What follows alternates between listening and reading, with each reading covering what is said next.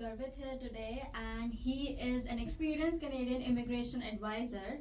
And today we are going to discuss about pathways to immigrate to Canada and get a permanent residency. So, Garvit, we know that student visa is one of the most common ways of immigrating to Canada. So, do you think it's still viable with all the student caps? And since you know that spousal visa is now limited to only master students, and apart from that, the colleges which have public-private partnerships are no longer eligible for a PGWP. So, is it still a viable option? Well, first of all, thanks Dania for having me here today. So definitely I would say student visa is always gonna be one of the best and easiest option to immigrate to Canada as far as what I believe. The reason being because the purpose for immigration is starting a new life. Yeah. And when you start it from the scratch, you can have a better and bright future. So mostly for the youngsters and for the recent graduates, student visa is the I would say the first step to immigrate to any country, not just Canada. Yeah. So I know recently Canadian government IRCC has made many changes, and now people are start panicking that what will happen. There is a cap, there is a so many changes in the spousal things. After studying at some colleges, you are not even eligible for the PGWP. So many things going on. So let's cover everything step by step. So first of all, putting a cap on the international students, it seems to be a reasonable option at a moment considering the housing crisis and the immigration situation has been created in the Canada. Yeah. Because there are more people are already in the Canada, and Canadian government can't afford to have everyone here, even in terms of the the economy wise, or even in terms of the immigration wise, because they have the limited quota for granting permanent residence or citizenships every year. And even also this will help beware of many kinds of frauds, because there are many kinds of frauds are associated with the student visa. Before each and every colleges were eligible to get you the PGWP. Yeah. And that was the best business for an agents, because they are connected with most of the institutions in Canada.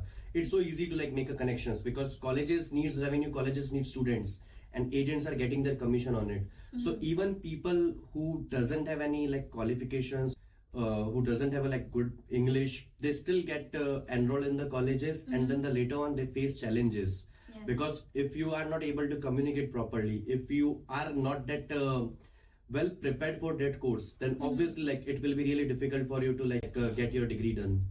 Due to these changes, first of all, we will see less frauds in the upcoming future, because now the agents business is totally gonna be stopped. They can't misguide any students to enroll a fake course, or I would say any fake institution. Yeah. So this is the first advantage. And secondly, I would say now there is a better opportunity for people to get attracted toward the master's degree, because for me I have always seen that master's degrees are so underrated in Canada. The PG courses are a bit more affordable, but considering the long-term future, considering what you are gonna do after completing your studies, master's is always a better option. Master's will get you better points for your permanent residency when you apply for the express entry. Secondly, you will get a more theoretical and in-depth practical knowledge when you will study a master's course. Yeah. So you have a more better job opportunities, because now we all are aware about how bad the job market is in Canada is. So the first step for every consultant or for any student is to choose their course, college, and what kind of degree they are going to do is the very basic thing. Yeah. And this is what we are we have been challenged for so many years, because instead of guiding in the right direction to any student, people are just selling the Canadian or the foreign dream, Yeah. which doesn't seems make any sense to me. Because if anyone is putting 40,000, 50,000 Canadian dollars, it means that they are putting their hard-earned money. They're taking loans, and they're putting a huge amount for their future. And even after putting that much of investment, if a student is not able to get a job after getting a degree, if student is not able to survive in the job market, then I think it doesn't make any sense that then why are you doing all these things? I'd like to ask you that is it still feasible for some students to choose private colleges in Canada? Well, definitely, I would say yes, because Canada is like a welcoming country, and I would say we should always keep the doors open for everyone. There are certain students, there are certain people who doesn't have a good level of education. They don't have a amount of work experience, so they won't be able to get into the any registered public colleges or for a university in a master's degree. Private college like a easy door for them to enter a Canada. Once they are here, they can always look for the other options to maintain their status in Canada after completing the studies, because they won't be able to get a PGWP after studying at a private institution. But what they can do, first of all, they can get their base ready. It's studying at any private institution. Later on, they have the options to either transfer it to a public university or transfer it to a master's degree, because now they have a base ready. So on the basis of that, they will get an admission. Or they can always look for an employer who is willing to help them with the LMIA process, and they can get a work permit.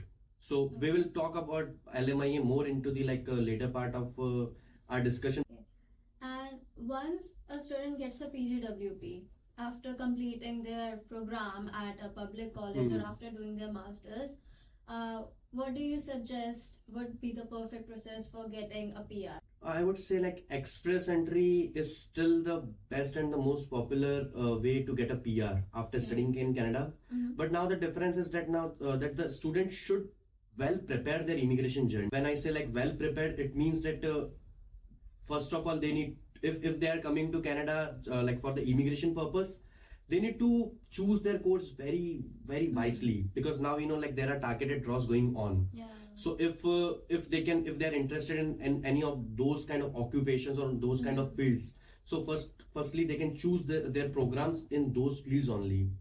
After that, they can work for 6 months and they can get a targeted draws based. Like we all know that express entry draws are at an all-time high. So I've heard that there are category-based rounds which are happening at a lower CRS score than the regular. So would you care to share some insights about that? So yes, so since last year, Canadian government has introduced 6 streams for the category-based draws. I would say francophone, agriculture, transportation, STEM, healthcare. These kind of categories draws, first of all, you need to have a total 1 year of experience in Canada, and from that 1 year of experience, you can have a 6 months of experience in any of these kind of occupations which are eligible into the particular stream. So then I think you able to get your express entry profile ready, and the chances of receiving an invitation would be very high, because Canadian government needs these kinds of laborers or these kind of workers in the economy. So I would say at least for this year, they have committed that they are going to continue the category based draw. And the next year we might see the slight differences between the occupations, like they might add some occupations or they might remove it. But I think this seems to be the better options at the moment. Okay, what if a person doesn't belong to any category and they don't fit for any category-based draws like STEM or French level proficiency or trade or agriculture? I would say depends upon situation to situation, because if I would say for an example, if someone is sitting on I would say 470s or 480s, they can always look for the options to either improve their English, improve their IELTS score if it's already not high. Second options, they can look for the employers who are willing to support them for an LMIA, which can get them additional 50 points. Third thing is that I would say people can start learning French, because it will not just be helpful for their immigration journey, but it is a second national language of Canada, so it will help them in future also. So some people start considering PNP options also. What would you suggest about them? PNP is always a great option, but so much of myths or so much of fake information are spreading around the I would say social media, that there is a trend people say if you would like to get a easy PR, move to Alberta, move to Nova Scotia, but they don't do their research. They don't know how the procedure and in what kind of pathway, in what kind of stream they're going to apply there. because there are even myths that if you will just go to any other province and you get a job offer letter, you will get a PR. But it's not always work like that. Because when we mention job offer letter, it means that again you need to have a full support from your employer. Just a letter of job is not going to be enough. The employer needs to do the back end paperwork and get all the permissions from the government, which is kind of similar like an LMIA. Yeah. So people are taking advantage of it. So when planning for an PNP, consult with a trusted consultant, or they can always go to the Canadian government website and do their research in a very detailed manner. That if they are going to any province, which province they will go, and in which kind of category and in which kind of PNP stream they are going to apply for. Because each and every province has their eligibility and their requirements. And the thing is that they keep on changing the requirements. If some PNP options are available today, we are not sure that it's going to be available in the future also, or what will happen after 2 months or 3 months or 6 months. We never know. So they need to keep on checking and doing the research that what's going with the Canadian immigration. Since you were talking about LMIAs and LMIA frauds also, so what happens with LMIA frauds? How do people get into them, and what are the tips to be safe from that? First of all, I would say never go for any paid LMIA. This is the first thing, because we all know people are consultants or even employers that are charging insane money, like 50,000, 60,000, 80,000 Canadian dollars, and even after that there is no guarantee that you will get an LMI or you will get a PR. So I would say it's always better to look for the genuine employers. There are employers who are looking for good employees. So if you're able to find or get a connection, always go for that route. So just a simple thing is to not get trapped by LMIA frauds, is to never paid a single money for an LMIA. Always look for the genuine option. Secondly, for the LMIA procedure, the employer first of all needs to deal with the ESDC, which is one of the Department of Canadian Government. So they can ask for the login details, or they can ask for the more insight proofs or the letters which has been directly received from the government. And always better to cross-check letters with the RCICs, with the immigration consultants, so they can confirm that it's a genuine letter or it is something fake. I am seeing is that the whole process is a bit complex. So what people should do to choose the correct pathway for themselves? Research is the only thing, because even I say you can't just rely on anyone else for your future or for your career. You always need to work it off and do your research. And then when you are doing your research, along in the way, we as a RCICs are always available to help you, to guide you, and to make your Canadian immigration process smoother. So on the first hand, it's better you start with yourself first, do some research. Everything is available on the Canadian government websites, and then hire a RCIC to make your process smoother. So we have discussed how an applicant can get a PR or immigrate to Canada. But what about if they want to bring their family to Canada as well? Even if you are studying in public colleges, you can't sponsor your spouse. So the option is either to enroll into the master's degree if you would like to bring your family or your kids along with it, or you can apply for a visitor visa for your spouse and minor study permit for your kids. And there are certain countries in which you don't even need to apply for a visa. You can simply apply for an ETA. So you can check with the Canadian government if your passport allows you to enter Canada based on an ETA. If not, then you can always apply for a visitor's visa. What I am seeing around is that conversion from a study permit or work permit holder to a PR, a permanent resident in Canada, is a bit long process. You need high CRS scores, which are beyond 500 now. And we are seeing that it is a lot expensive. The amount of money you spend being a student or a work permit holder to get that experience, put that in an express entry pool, and then get a PR is so long and expensive. So what other option is there that a person can get a direct PR or maybe an easier way? Yeah, okay. Well, there is no easy way to enter Canada. I'll be bit harsh with my words, Mm-hmm. but the dreams you are seeing on the Instagrams or in kind of reels Mm-hmm. that will make your dream come true. Canada is a welcoming country. It's not like that. Canadian immigration is getting difficult, and we need to accept that. And this is the reality. This is the harsh reality. But I'm glad that you have asked me these questions, because there is a pathway Yeah. which no one is talking about in the industry. Like, I would say, like, very few consultants or very few people even know about it, which is a startup visa. Okay. IRCC has been conducting startup visa applications since years, but it's just that either consultants or either agents don't know about this procedure.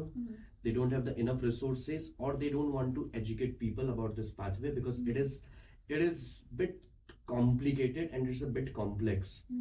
So how startup visas works, that if you have an entrepreneur mindset, you would like to set up a business in Canada, or you don't want to spend or invest on study or buying an LMIA, then what you can do, like, you can invest in a business.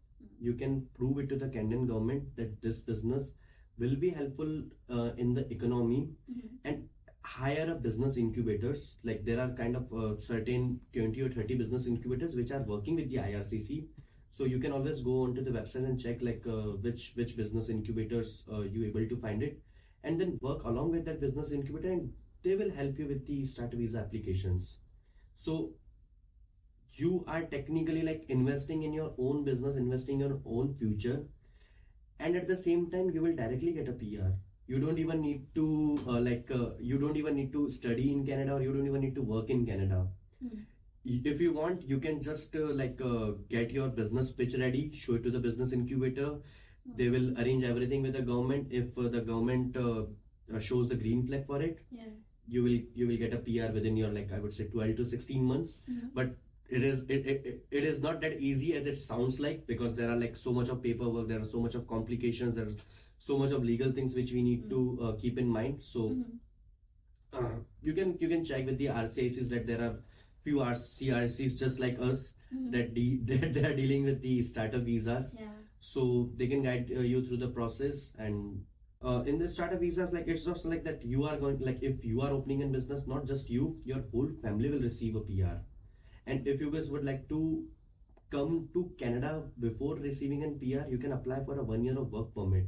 You can come to Canada, you can work for your own company. And the good part is that if you show yourself that you are working at a higher position in your own company, you might be eligible to get an 200 points for an LMIA. Oh.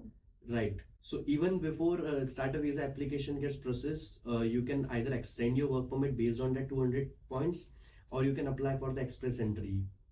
So this is a very good pathway, which I would say that people should know about this, do more research about it, and start considering it. Because I would say, like, in the upcoming months, we will see that Canadian immigration will get more and more and more difficult. So if you don't have a high profile, you don't have a high CRS score, it would be hard for you to achieve your Canadian dream. And startup visa is something I would say people should definitely consider it. What is the eligibility for startup visa? There is the eligibility is very very crystal clear and very simple, that a main applicant should be high school passed. They must have completed their senior secondary school. Secondly, they must have at least CLB 5 in either IELTS or in the self-pip general. So these are the two basic requirements, and after that, based on their education, based on their work experience, the business incubator and we as a RCIC will guide that what kind of position in the startup visa company will be beneficial for them. You said that you also have a team of RCICs. Yeah. And you also deal with startup visas. We do, yes. So what does your process look like? So in our process, we are doing the startup visa applications in kind of like a two-way. So if an applicant or if a family already have an idea and they just would they just want us to hire to assist with the paperwork or assist with the legal immigration procedure, so then we'll just handle the documentation and the application submission part. But the second thing is that if they want us to even take care of the whole project, and and they don't want to go into any kind of hustle, so they can hire us for that also. And we have a team of like ITs, we have designers in house, we have the whole setup, and we can even create a project for them, and they can use that project to get a PR. And the good part about the startup visa application is that you can, if you have a group of friends, you always can come together and own a company in Canada together, and you all will get a PR along with your family members. Oh. Yeah, so it's not just like that only a single applicant is eligible for the startup visa. So if there will be a bigger group, they might be able to share the cost of the company, like the company and the procedure, and it will be a very easy ticket to a PR. So, Garvit, one or two followers of us have asked us questions. Would you like to answer them? Sure, definitely. So, I am a PGWP holder, and my PGWP is expiring in 4 months, and I'm stuck at a score of 470. And what shall I do to get a PR now? Okay. First of all, this person was supposed to answer this questions a few months back. He's already very late. Okay, so it's always better to start at an early stage. But the thing is that in the 4 months, the best and easiest way that he can only able to find an employer who's willing to support an LMIA to them, so they're able to extend their stay in Canada and get a close work permit. If not, they can always change their work permit to a visitor visa status, so they can able to get some more time to figure out their pathways. So this way they will able to get another 6 months of an extension in Canada, and then they can look for options, or they can find an employer. The third way is not a legal way, but I still say people to do it, which is they can apply for the PGWP extension. Okay. That is gonna be for sure, it's gonna be refused. But this way they will get additional 2 to 4 months on their work permit, in which they can continue working, still able to get some Canadian experience, which can lead them to more points. Okay. And might be after getting those extra couple of months, score might come down, or if they able to find a job into any specific category. Suppose you mentioned that this person has a work permit expiring in next 4 months. So if this person now starts looking for a job in any kind of a specialized occupation, and after 4 months he applied for the PGWP extension, so he'll be able to get another 3 to 4 months in Canada on a legal status, and he can continue working. So by that time, he will be able to accumulate at least 6 months of work experience in any of the one specialized category. And then he might be able to receive an invitation in one of the special category.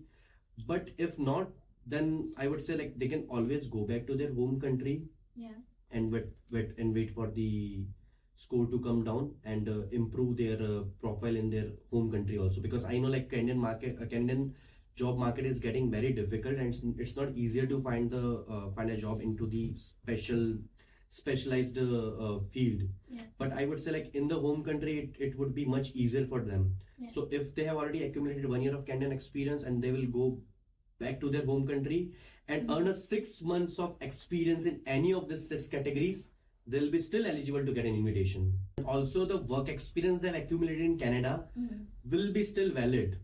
So even if there is going to be any CEC draw in the future, they will get an invitation under that. But for that, they need 15-60 hours to get a CEC. Exactly, which is 1 year of work experience in Canada. That's the first requirement if you're looking for a CEC. But nowadays, we all know that CEC draws are not happening. They are mostly having general draws. So, but still there is a hope. I won't say that we need to be that pessimistic, because Kenyan immigration has been always been very inconsistent with the policies. Always changing. And we have seen in the COVID time that when the Sean Fraser and Mark Miller were serving as an immigration minister, they have literally given the PRs for free. So we can still be optimistic, because we never know when Kenyan immigration, Kenyan government can take a turn and again fulfill their quotas. So it's always better to get your express entry ready, no matter if your score is high or low. So Keep your express entry profile always active, and meanwhile look for the options to improve your score. What are the tips to make a good express entry profile? Well, there is no good or bad express entry profile, because in the express entry profile we just need to provide the genuine information, the right information onto in the portal. Yeah. So if you are not that well experienced, if you don't know how to create an express entry profile, it's better to hire an immigration consultant. It's gonna take you couple hundred of dollars, but it will save you from the misrepresentation, and which can get you banned for 5 years in Canada. So because when we are starting a new life, then why should we think about spending those hundred of dollars? I always ask people to better consult any legal advisor for your Canadian immigration journey, because now after this YouTube and many gurus on the Instagram who are acting as an Canadian immigration expert or as an agents, and they're just misguiding people. Like they still shows like everything is so easy. Canadian immigration is so easy. You can do it DIY. You can do it by that way, like that. But it's not like that. So one misinterpretation and you are banned for 5 years. So just one thing, one small error can get you banned for the 5 years, and even after getting banned for 5 years, it won't be easy for you to apply for the Canadian immigration, because it will always be in your records. They are going to be skeptical about this. Exactly. Sometimes we made an error even by unconsciously. Suppose if you have just fill it out your job and knock code wrongly, right? And the duties and the responsibilities mentioned on your reference letters are not aligned with your job knock codes. Yeah. That is also a red flag. That if officer able to figure it out, he might be able to cancel your application, or might refuse it, or might even get you misrepresentation of facts because you have provided the wrong NOC code in your application. So these are very small errors which we don't realize, and we still make it, and then we regret later. We have received so many cases like that, and people screwed up their application, and then they act like that now they're ready to pay whatever amount we are gonna ask. But it's not that how it works. Instead, invest earlier and be in the right way from the start. Definitely, we don't need to wait until the end when things gets worse to act. So it's always better to start early, because if someone is even coming to Canada on a student visa, it's pretty much clear in their mind that they are looking for the immigration. So why shouldn't you start from there only thinking about the immigration? Why should they wait to get their PGWP, and when their PGW is about to expire, and then they start panicking that what we are going to do it now? So it's always better to prepare it in advance. But for the applicants who has not prepared it before and now they're stuck, they don't need to lose the hopes, because there are always many other ways to get your immigration journey done. Even as being in the industry, I'm saying that I know it's very harsh to say that you can go back to your country and Canada is not there, but this is the truth, because I would like to provide the genuine insights and the total truth about the Canadian immigration. Because when I see reels or on the TikToks, there are it's kind of like a half information, and people fall into that traps. I have many of the friends, so sometimes they share the reels with me, and they're like, oh, you were saying that things are getting hard, but see, they're saying it's still gonna work that way. The PR is still easy. The CRS score is that I don't like people say many things, but those all are the incomplete and fake information. And I would like to ask our viewers to don't assume your friends or colleagues as an immigration consultant, because they are not. So whatever the advice they are providing to you, it's not complete, or it's not genuine. So either you check it with the IRCC websites, or check it with your immigration consultant. The person who asked this question about being stuck at 470, can they apply for a bridging open work permit? Okay, so bridging open work permit is that when your status in Canada is expiring, and you have already received an invitation to apply for PR, and you have submitted your application. So after submitting your application, you still would like to be in Canada and continue working. So to bridge that gap, you can apply for the BOWP, which stands for Bridging Open Work Permit. But there are myths that anyone can apply for a BOWP, or even if someone's PGWP expired, they can convert it to a BOWP. Like I have recently seen that reel, kind of that reel on the Instagram, but that's not true. Only those applicants who have accepted their ITA and submitted the profile for a PR, they can apply for the Bridging Open Work Permit. Okay, so these were the common ways of immigrating to Canada and successfully getting a PR. But be aware of fake news on Instagram or YouTube. Always follow advice from an RCIC. Hope to see you all in Canada and having a hassle-free PR journey. And you can always contact us directly.